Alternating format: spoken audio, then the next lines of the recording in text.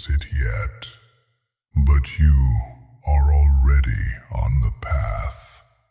Not a path of certainty, but a path of discovery.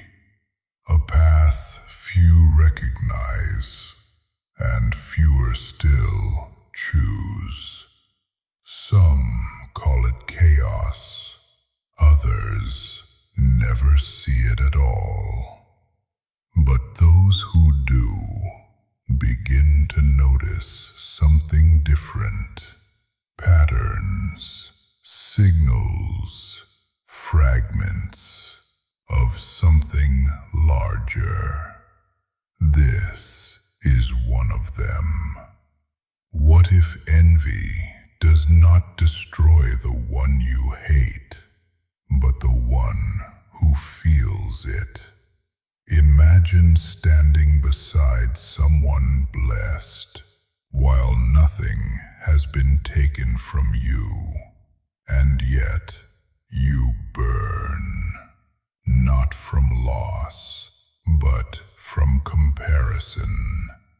This is the story of Aglaurus.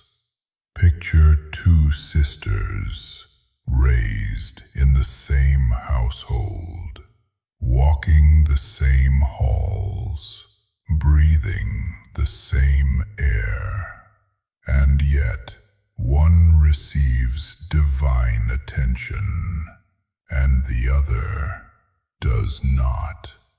Her sister, Hersey, is noticed by a god, admired, chosen, and Aglaurus sees it. The first obstacle is simple. She measures herself, not against her own life, but against her sister's. Why her? Why not me? Comparison turns affection into resentment. Aglaurus does not step away. She steps closer. She attempts to insert herself into the story, to interfere, to gain advantage. If she cannot be chosen, she will control the outcome. But envy does not create elevation. It creates fixation. The second obstacle deepens. She believes she deserves more, that fate has wronged her, that recognition must be redistributed.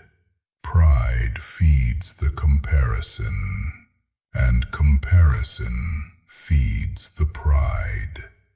In some versions of the myth, Aglaurus demands payment, a bribe. If she cannot have what her sister has, she will profit from it. But greed born of envy never satisfies. It corrodes. Now something darker happens. Envy is no longer a feeling. It becomes identity.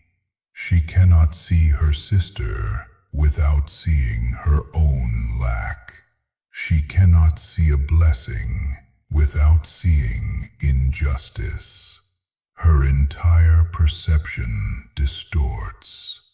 When Hermes arrives, Aglaurus blocks the path, not because she loves her sister, but because she cannot tolerate her success. She plants herself in the doorway, rigid, defiant, unmoving. And in that rigidity, something final occurs. Envy does not consume Hersey. It consumes Aglaurus. The goddess Athena punishes her, not with fire, not with death, but with something symbolic. She turns to stone, frozen, rigid, immobile,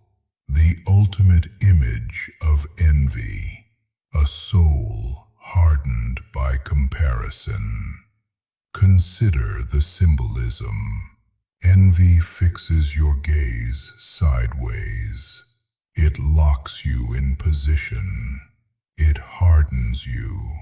It prevents movement. While others continue forward, you stand still. Stone does not grow. Stone does not evolve. Stone does not move. Envy does not destroy others. It immobilizes you. So ask yourself, where have you hardened? Where have you stood rigid instead of walking your path? Because the antidote to envy is movement, forward, not sideways. You've seen a fragment, not the whole, but enough to begin. There are others, other patterns, other pieces waiting to be uncovered. Most will overlook them. Some will notice, and a few will begin to understand.